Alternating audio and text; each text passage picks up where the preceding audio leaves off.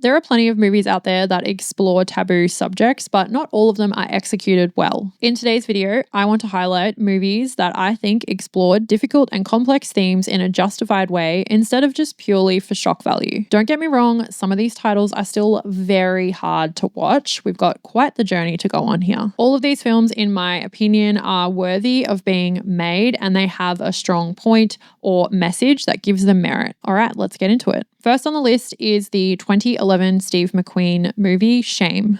Brandon, a 30-something man living in New York, eludes intimacy with women but feeds his deepest desires with a compulsive addiction to sex. When his younger sister temporarily moves into his apartment, stirring up bitter memories of their shared painful past, Brandon's life, like his fragile mind, gets out of control. Shame is unrelentingly sad, and the reason that it belongs on this list is because it never feels sexy, because true addiction and mental illness isn't, and that is captured perfectly here. So often in films, we see certain taboo subjects or themes explored that then end up glorifying them for various reasons, and Shame stays true to the exploration of a man suffering from something that I think is quite difficult to convey well on screen. If we take drug use, for example, I think that's a lot easier because drug use for most of us isn't something that exists in our everyday lives and it's not a natural part of our existence, whereas sex is. And I think this is why it is so complex to depict a sex addiction on screen without it being seen as, just something for shock value or for titillation. Something that is so natural in our lives is in Brendan's character's life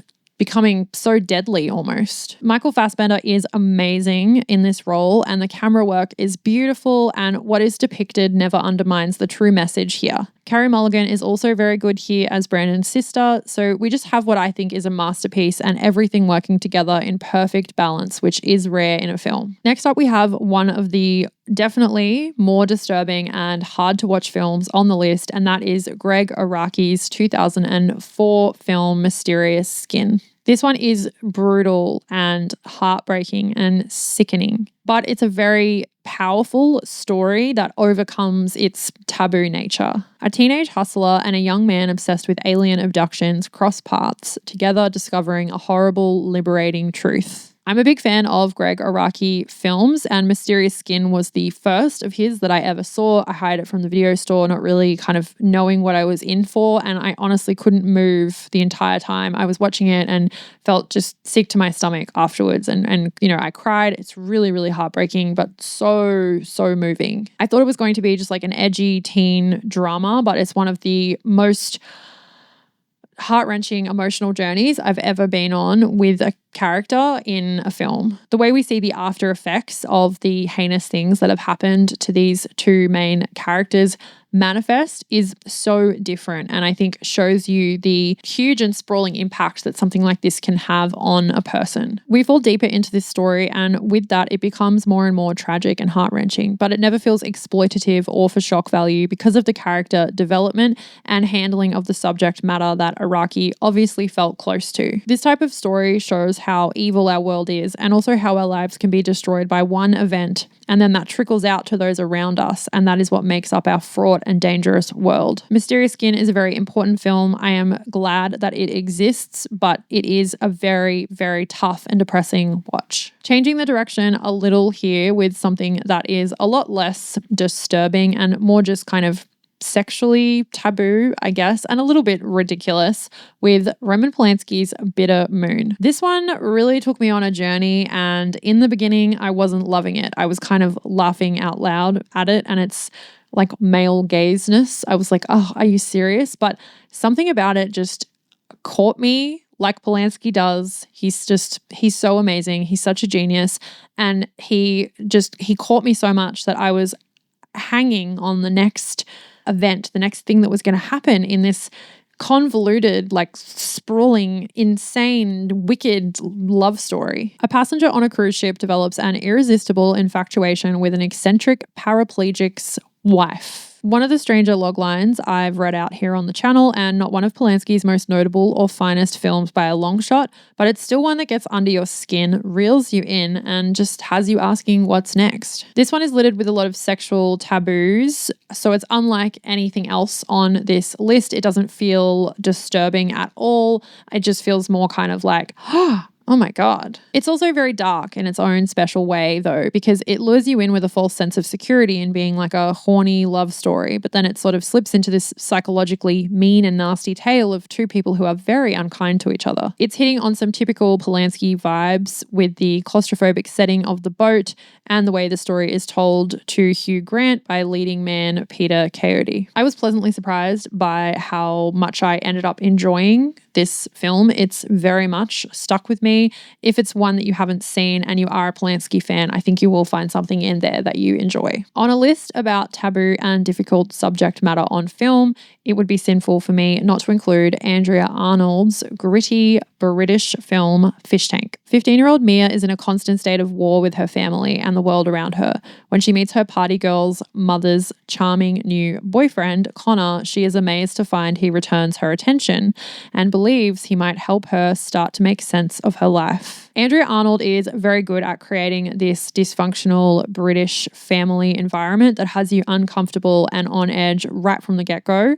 This looming feeling like something is going to go wrong, but then glimmers of nostalgia that capture a slither of brightness in the character's world, much like she did with her more recent entry, Bird. I think this is always a very tricky subject to handle because done poorly, it can seem like it's siding with or advocating for the actions of the adult man, played superbly, again, by Michael Fassbender. Sometimes I see these types of films trying to tackle this dynamic, like older man, younger woman, and I'm not really sure why we needed the film. Fish Tank is the opposite because it feels so raw and real and honest. We have so much empathy for the young girl's character, Mia, and we are right there with her through this development of emotions that takes a turn. I don't want to say too much in case you haven't seen this one yet, but if you enjoy Mike Leigh movies and sort of anything very British, and you did see Bird and you liked it, I think you will definitely enjoy Fish Tank. Next up is Nymphomaniac Volume 1 and 2. I do think this one could be controversial. Maybe some of you watching think that this did lack meaning and doesn't have any merit.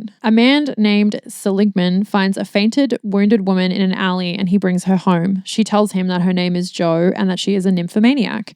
Jo tells her life and sexual experiences with hundreds of men since she was a young teenager, while Seligman tells about his hobbies such as fly fishing, reading about Fibonacci numbers, or listening to organ music. Just like the earlier mentioned title, Shame, this one shows an even more grueling depiction of sex addiction. I think where these two films differ in their severity and their hard to watch nature is the fact that we are focusing on a female character that's struggling with this addiction in Nymphomaniac. I would argue that this is a lot more of a dangerous addiction in a female. And this film gives us every angle of that. I'm not always a fan of Lars von Trier. I'm not a huge fan of him at all, I would say. So it isn't making the list because I just love him as a filmmaker. In fact, I think this is the only one of his films that I have re-watched. Nymphomaniac ultimately is just so utterly depressing. It does nothing to romanticize the notion of sex at all. So it definitely doesn't feel as if it's being done for shock value or cheap grabs at attention. And this is why it's an unforgettable deep dive into the grueling life of someone facing a debilitating addiction. This movie did what Requiem did for heroin, make you want to stay the hell away from it. Not that I was planning on going near it. Sex is an incredibly complex taboo, and the fact that it is as taboo as it is in general society speaks volumes and makes it a challenging theme to explore. In my opinion, Lars von Trier has succeeded in making one of the most impactful, most grueling and raw films about addiction I think we've ever seen. Moving on to We Need to Talk About Kevin. This one obviously covers something that is so difficult to discuss and unpack. How do you do it in a way that is honoring people who have been through something like this? And, how do you open up this conversation to society? I don't even really know how to talk about it in this video, especially considering this came out in 2011. We are now in 2025 and we see things like this happen all the time, more so. After her son Kevin commits a horrific act, troubled mother Eva reflects on her complicated relationship with her disturbed son as he grew from a toddler into a teenager. I saw this in cinemas and so much of it really stuck with me, and now becoming a mother, I think it has a whole new level of impact. What I thought was so interesting about this movie was the exploration of both the strained relationship between Kevin and his mother, played superbly by Tilda Swinton, and the portrait of a mother trying to reconcile with the unthinkable acts of her own child and the weight that comes with both inside herself and in general society. I think there are many underlying themes here that the director is exploring so well and kind of poking at. We have the possibility maybe of postpartum depression. We then have the resistance that you can have between a mother and a child, the bitterness that Tilda Swinton's character might be feeling about the relationship that the child has with the father and how much easier it is for them to forge a relationship. It also brings up the notion of how challenging it can be to parent a child and how you deal with these things that come up in people. And of course, it brings up the never-ending debate around nature versus nurture when it comes to individuals like Kevin. Next up, we have the Luca Guadagnino film Bones and All. Probably one of the most taboo topics ever. Eating people, cannibalism just doesn't really go over well in general society. But trust Luca Guadagnino to make it almost sexy. One received a lot of, oh my God, this is so disgusting, and kind of got reduced to just the eating people part, the same way Call Me By Your Name got reduced to the peach scene and Challenges got reduced to the promise in the trailer of Zendaya having a threesome. So you kind of see the theme here with Guadagnino films. Some would say he is a provocateur. Restraint and nuance that the softer side of me wants to see depicted on film. This is a really fresh take on the notion of eating people and cannibalism as a genre. It felt more akin to the intimacy of a vampire film than just like that brutal harshness of like a zombie film maybe. Cannibalism got a damn fine rebrand from Luca Guadagnino here, and I think that this proves his innate ability to put his sexy Euro stamp on anything he touches. If you missed this one and are at all intrigued, I highly recommend giving it a watch. I thought it was very original and I just really enjoyed it. I love taboo, distressing and disturbing, anxiety-inducing kind of films. I also like a lot of other films too, but let me know below what taboo films you feel would fit on this list where they were worth it. They weren't just for shock value or to be edgy. You guys always have such great recommendations and I am really grateful and excited to be able to have a space to chat about movies with you guys. So give this a thumbs up if you liked it and feel free to check out my other disturbing movie lists here.